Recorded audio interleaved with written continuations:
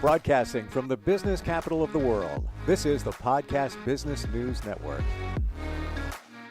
Hey, welcome back, everybody. He is all things metaphysical. I love his goal. His mission is to build a holistic healing retreat, a resort.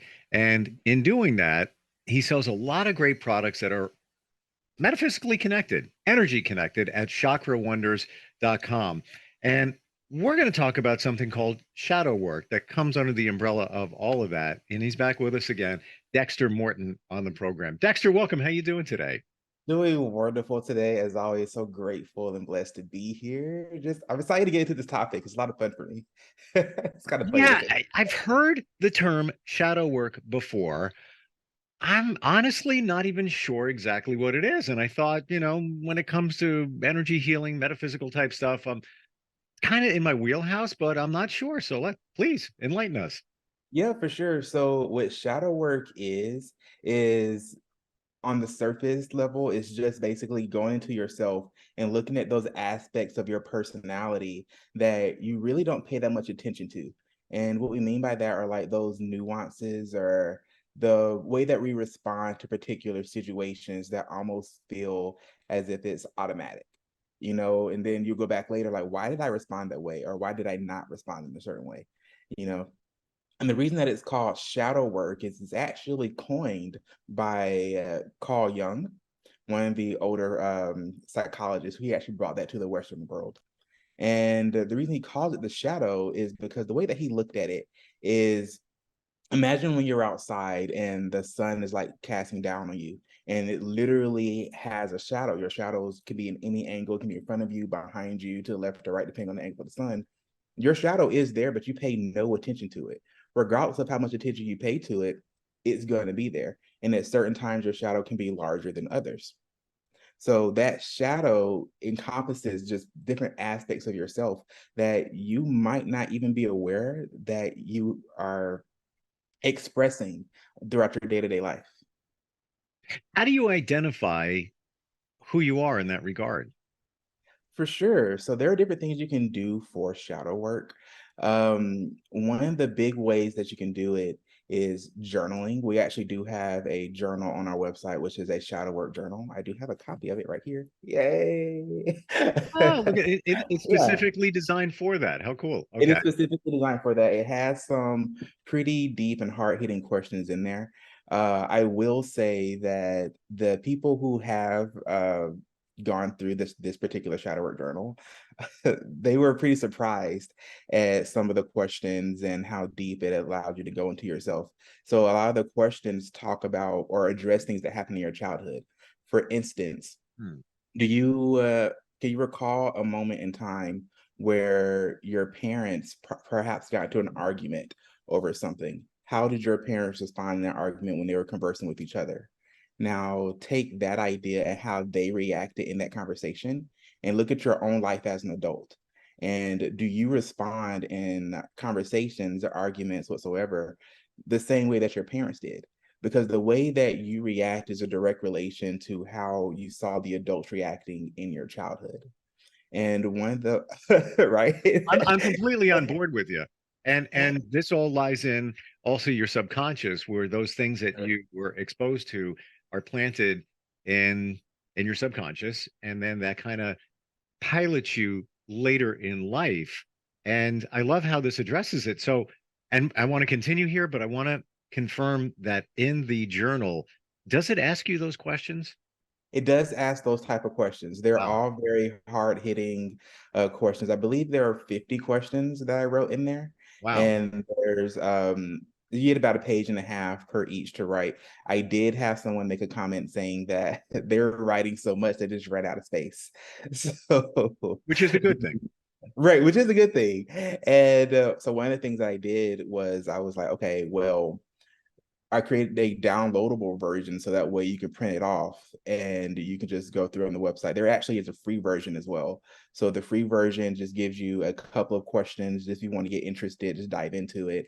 And then the downloadable version is a full ebook. I think it's about $10 or something like that, and gives you all 50 questions And you just go through different aspects of your life. And it's things that range from your sexual identity and expression. Why is it that you express your way a certain way when it comes to that? And it's not just the people that you find yourself attracted to, but the way that you find attraction to yourself.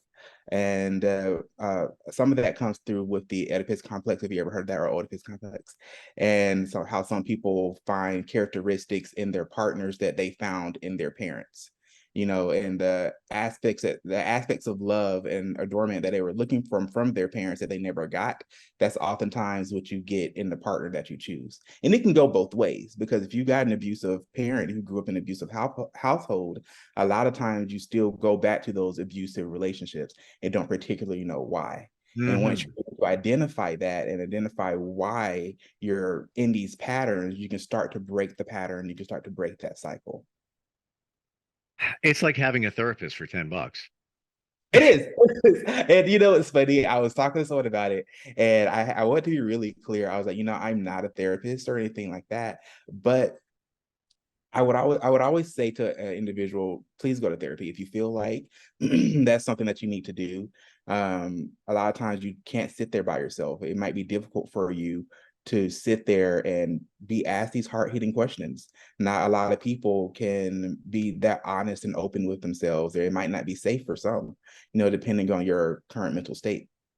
So I will say this is for people who have already gone through some aspects of looking at themselves and are comfortable with just sitting down in a quiet place and really just having a conversation with themselves. The other thing with the shadow work, the way that I address it in the book, I address it as the inner child.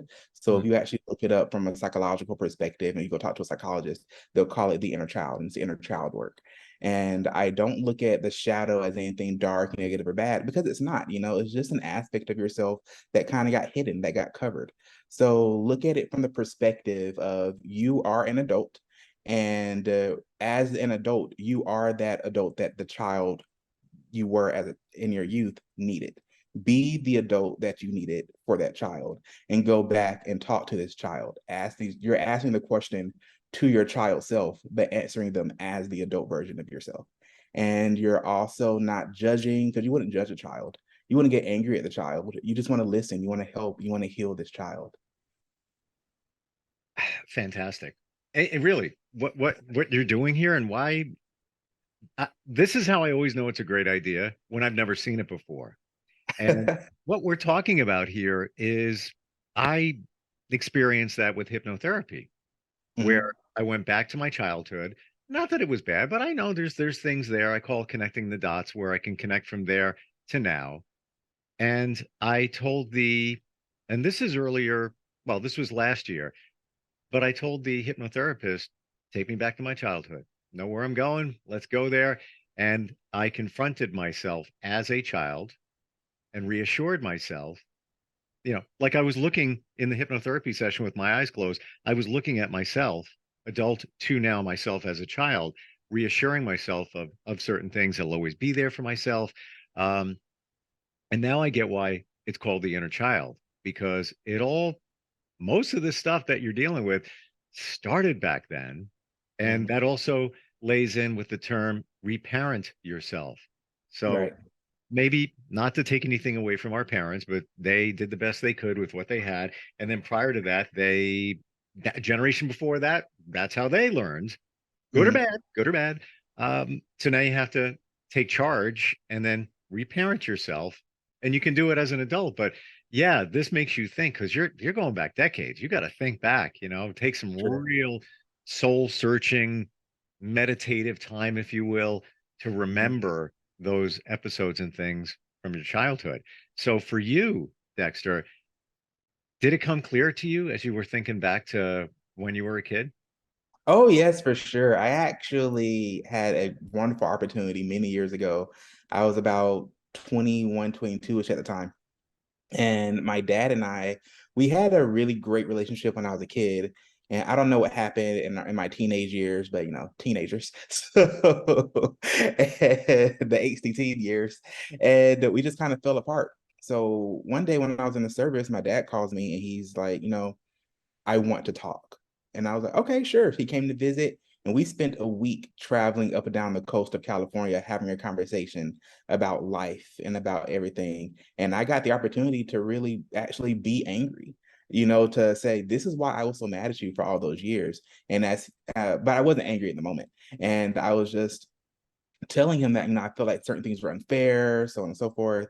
And he got to explain it from his perspective as well. And that was just so wonderful, and that was so beautiful. And ever since, our relationship is amazing. I'm literally going to call him directly after the show because we just talk Wow. about everything. And as I started going through on my spiritual journey, my father's the one that holds my hand and guides me through it. And he was the person that supported me first when I decided not to go back to school go back to graduate school. And I was like, hey, Dad, I think I want to start this business and I want to help people. He just said, okay. So he sat down and talked me through everything. And when I wrote out the shadow work journal last year, um, I had to answer the questions myself, and just writing. It was so difficult writing, not in a bad way, just writing the journal brought up so many emotions that, I had already worked through. And there were times I would write down some stuff and I just had to sit back and like, wow, this is Yeah. It's you have to face the music. You're facing yourself and the reality of who you are now based on that. Um, I feel you're blessed that you had that opportunity. I did the same exact thing you did. My parents got divorced when I was very young. Didn't see my dad a lot. As I got older, in my upper teens, I got a really, really good job. I got lucky doing what I'm doing now. Like I hit it pretty big young. And at that point, I was like, I got my life going on. I put my dad to the side, and then he passed away when I was 21. mm, So never got to have that conversation. So hard you're to hear blessed. that. You're blessed. Yeah. For sure. Yeah, and it's one thing that when I do talk to people about shadow work, if you have the opportunity to reach out to certain people, maybe someone that you feel like that you wronged, or maybe you want to just have that conversation, then do that. If it's safe for you to do so. And that's not necessarily the case. You don't necessarily have to reach out to everyone. I'm so sorry that I did blah blah blah 10 years ago. I'm Right. not really talking about that. But those relationships that you do want and you would like to rekindle, because all relationships are work, Yeah. regardless of who it's with, then pick up the phone. The phone works both ways, and just call, reach out, text, and say, hey, I've been working on my shadow work. You should do the same thing. And it's always a fun conversation to have, because people are just like, well, what is that? And as you sit down and discuss really what it is, and it's like, oh, that could be, if nothing else, interesting Yeah. to But try. you're right. You use the word work, and I don't mean this in a negative way, but I say everything is work. It Mhm. is. Even making plans this weekend. Going to be hanging with a bunch of friends and, putting a few together. We're doing this. We might do that. Hey, do you want to do that? It's work. I'm texting like, are you on board for that? What time? Blah, blah, blah, back and forth. It's not bad work, but it's work. And that's, that's a friendship type relationship. Everything is work. For sure. A lot of Shadow times. work, breath work. It's all work. Right. And a lot of times people, we make excuses for ourselves and say that we don't have time to do this, we don't have time to do that. When the truth is, you make time for the things that you want to do, because you're never really going to, quote unquote, have the time to, I don't know, go exercise. You just won't if you don't give yourself the opportunity. The reality is you are probably sitting on your phone looking at YouTube videos or Snapchat or whatever it is, for at least an hour in that day. You could have went and exercised. You could have picked up the phone and talked to somebody else. You could have done some introspective work, or put yourself on a path to do what you really want to do. The other thing about doing shadow work and looking at your inner child is that once you get through all of that muck, you'll find that there are these hidden gems in there. So a part of shadow work is that, I did like drawing when I was a kid. Why did I stop? And then perhaps you'll get back into artistry and creating, and then you'll find that you're more so on your life path. Perhaps what you're doing currently as your job is not what you really want to do. Like, did everybody want to magically work at some office building and do things like that? Not everybody wants to do that. This is kind of the roles that we fall into. But as you start to clear things up, you allow yourself more time and energy and space to relive your dreams as a child? Hmm. We're like we think alike here because that's what I did when I was a kid. I drew. I Mhm. almost became a syndicated cartoonist. I don't know if I shared that with you, maybe Oh, earlier. that's cool. And it was two paths, that or what I'm doing now. And I liked both. And then, the broadcasting thing kind of took off in that direction. And then when I was about 23, I I almost became syndicated as a cartoonist. And then I kind of pressed the pause button because I could make a living at the other. Mhm. And people always say to me, just what you said, how come you don't draw anymore? Why don't you do that? I'm like, well, I don't have the time. Bad Right. answer. Uh, you make the time if you really want to do it. But yeah, so when you go back to your inner child, you may realize those things that, although I will say this, I own a marketing company and I get to do that creative stuff. Mhm. So at least there's an outlet for it. So that there's a little bit of it there, but it's not the same. When I look back to some of the stuff I did, I look at it and say, damn, you're pretty good. And I'm super humble. I never say that, but there's something to be said with what you're saying that you might go back and realize some things that you might find a new life purpose, which really inside of you that you really should be doing, but you never, life just took over. Life took over. Right, for sure. I do feel like when it comes to humility, I think that sometimes we can be entirely too humble in some aspects. You know what I mean? It's okay to toot your own horn. Just don't be overly boisterous about, your own accolades. But like for me, I love to draw as a kid. I would not say that I'm the best artist in the world, but I try, Mhm. Yep. And I also used to love to write. And when I write now, and people do get a chance to read my works, and people are like, "Oh, this is so amazing." I'm like, "I know, thank you. I really enjoy writing it, you know." And I think I'm a pretty decent, writer. I'm not the best at that either. I had somebody else read the same journal that I wrote, told me that it was very poorly edited. And I was like, Now "Oh, I'm wait a sorry." minute. Now hold on a second here, Dexter. They read your journal, Uh, and why would it? Isn't it just your personal, just letting it flow out there? Why did it have to be perfectly edited? that's what my thought process was. And my remark to it was, "Well, thank you for letting me know.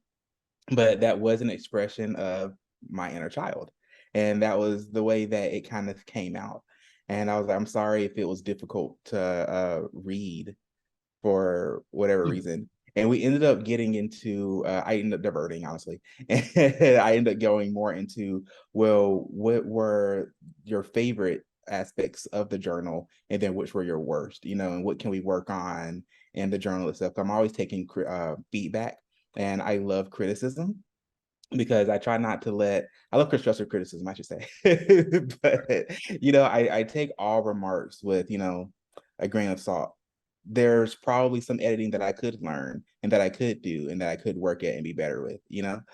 But So isn't the journal written for you and not it is. necessarily somebody else? It is, most Yeah. definitely. I mean, It's more if so. you could have taken that and if you wanted to make it for somebody else, then do the editing process on it, which some people love it, some people don't. I'm the worst proofreader. I always get somebody else to do that kind of stuff. But that's a very personal thing. That's you. That's really you. So I give you I give you thumbs up to have the courage to let somebody else read it. Thank you, thank you. Yeah, I was pretty happy about it. I still I wasn't upset or anything. I was just like, it is an expression of self, and this is Yeah. the part of myself that I want to help people with. You know. Hmm. I have a twin sister, and we're starting to be kind of now on the same journey, Mhm. essentially kind of figuring it out, like what we're talking about. Now she's doing hypnotherapy and just, kind of sorting things out. I'm not at that stage. I don't think she is, but I would love to see what her view of our childhood was in my view and see if it connects, but and maybe that would come from the shadow work journal that you have, if we just Just did the work and then said, okay, I'll read yours, you read mine, and see, compare notes. for sure. One thing that I think is really interesting about that is me and my sister actually did that, Oh, and sat down and we talked about our childhoods from our individual perspectives, Yeah. and that it's pretty different. Right. So, Right. it is really interesting. I was like, wow, that wasn't my experience or perspective at all. And she'll say something about something that happened in our childhood, and I'm just like, well, I don't remember that. Maybe I repressed it or what so have you. Yeah. And, in my youth, I was a, sad, depressed kid and just angry all the time. And when I look back at it, my sister was always, happy, joyful, and things like that. Mm. But when we talk, it was almost flipped, like her perspective and perception of me was the opposite of what I thought, and, vice versa. And I was like, oh, wow, that's pretty cool. Wow. Interesting. And I again, we're like vibing here because I've had some conversations with my sister, and she'll say the same exact thing that, mom used to do this and treated, us or me that way. I'm like, I don't know what you're talking about. I never saw that. Right. Weird how everybody has a different perspective on things. Exactly, exactly. It's interesting, like, if you put everybody down at a table and had a conversation, each person would take something different from that and have an entirely different perspective of what was going on. Right. And it's a good thing and sometimes not a good thing because the perception is reality. What you perceive, that's the way it is. Nobody Right. can take that away from you. Um, how long did you do the entire journal, like all 50 questions, all of it? I did. Yes, I did the entire journal. I did the artwork. I sat down and did some research. I wanted to make sure that it wasn't entirely too wordy. So there is a short introduction, but I think the introduction made like 2 or 3 pages, nothing too crazy. And I really want people to be able to get down into what they got the book for, which is answering the questions about their inner child. But yeah, I definitely sat down, researched, talked to multiple people about the questions, had various people read them to get their insight, perspective, and before I, compiled the journal itself, just to make sure that at least the message and ideas come across. Did you base some of the questions on your experience and or childhood? 100%. Yeah, Okay. definitely. Yeah, 100%. I base it off of my personal experiences and those experiences of the people closest to me. For instance, one of the questions is about finances. And for me, I have a different view and outlook on finances than a lot of other people do, that as I noticed when I start talking to people about it. And I think of finances as like a tool. When you look at money itself, we live in a fiat society. So money is really not real. It's all just this electronic data. Most people don't have physical money. And if you did have a physical dollar on you, that's fiat. It's only backed because we claim that it is. We all collectively agree in our society that this dollar has weight and value. But unless you're holding a piece of gold or diamond, platinum, silver, something like that It's a in your, piece of paper. it's a piece of paper, but looking at it that way, it allows me to never really worry about it, but then Hmm. you have people who they're so hard pressed about finances, money, and I need more and more and more and more. And I'm like, you need more and more what? It's just go out there and have an idea of what you want and then just go do your best to acquire those things. And for the most part, we really don't need as much as we think we do anyway. Hmm. We could all live a minimalist society, but I say that while I sit in my house and there are plenty of people sitting outside. So sure, it's Hmm. also comfortable for me to say that, but I don't Well, know. So everything can be relative, and you could look at somebody who's a bazillionaire, and they could say, "I just, thing times are tough. Times are tough." To mhm, them, it may be because it's all relative. And you're right. They say many therapists, counselors say that you should have a relationship with money, like invite it over, set a place mhm, setting at your dinner table, have a conversation with money so that you have that relationship and you understand your connection to it. And to your point, Dexter, look at the look at people who have won the lottery. mhm. More times than not, many, many, many, many more times than not, life got worse. Life got Yeah, worse for them. And I would say probably that's 80, 90% of people that have won big money in a lottery, just instant wealth. So it ain't all For that. sure. Yeah, for sure. Most people just aren't um, financially aware. And once you get those massive lump sums of money, I was talking to someone about it the other day, actually. I was like, if you had $1 million, what would you do? You know, everybody wants to, I want $1 million for what? To say that you have $1 million? Because I Right. don't think that you would do anything with it. You're just going to spend it and it's going to be gone. And then you're going to talk about, now you're going to be angry that you lost $1 million. And now you're upset about something else that you didn't need in the first place. Yeah. Yeah. I love your viewpoints on things. We're out of time, but I got to ask you to create this amazing shadow work journal for your inner child. The whole process, how long did it take? Wow. A couple of months. I would say 3 or 4 months, the entire thing. First, I had to educate myself on how to do it and put it online and things like that so people could purchase it. But how to really just sit down and continue to do some research, have the hard hitting questions and things like that. Hmm. So just a few months. I love the fact that you made it very personal, and it's based on what you wanted to get out of yourself and also others.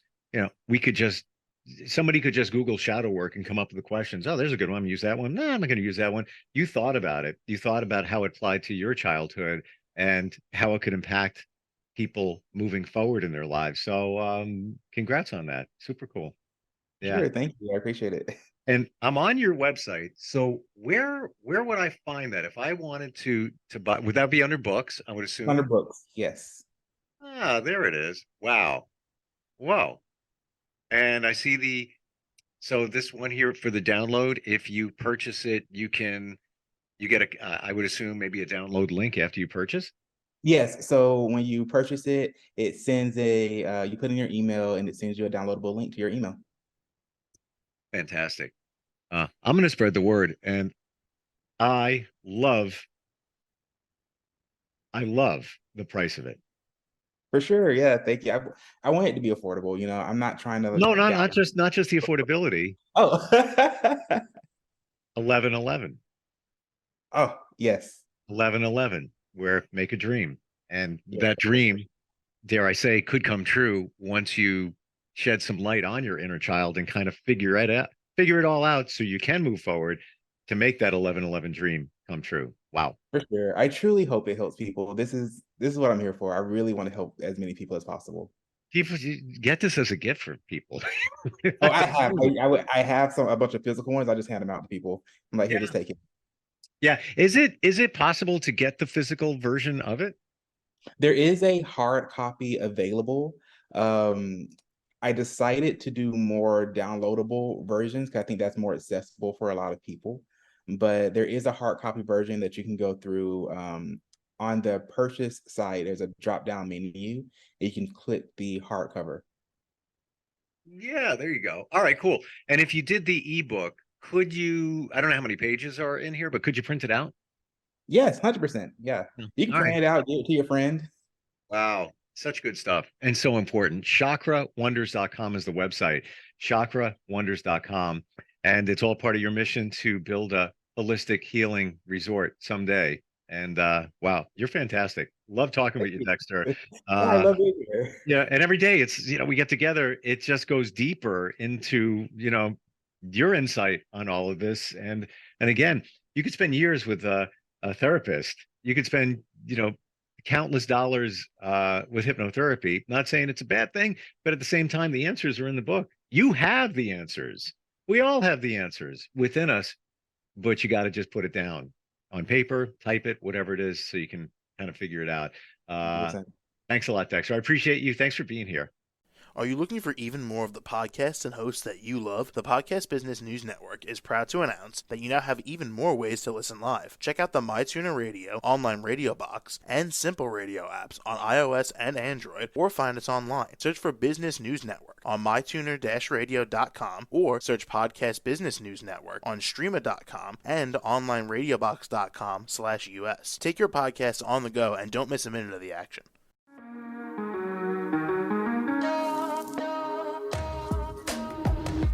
Broadcasting from the business capital of the world, this is the Podcast Business News Network. For nearly 2,000 severely injured veterans, everyday life has become filled with barriers. Day-to-day simple tasks can become pretty daunting. I have to carry my chair up 2 flights of steps or have somebody do it for me. What scares me the most is just the falling. When I'm struggling with my house, I think, to have that one great barrier just knocked down, it's crucial. Home for Our Troops is a wonderful nonprofit that builds a Mortgage-free, fully adaptive, handicap-accessible house. And there's no catch. It'll be our very first home that we've ever owned. This is a game changer. This is where your life begins again. We need you to join us in completing this important mission. Please visit hfotusa.org and help build homes and rebuild lives. Because of you, everything's going to be okay.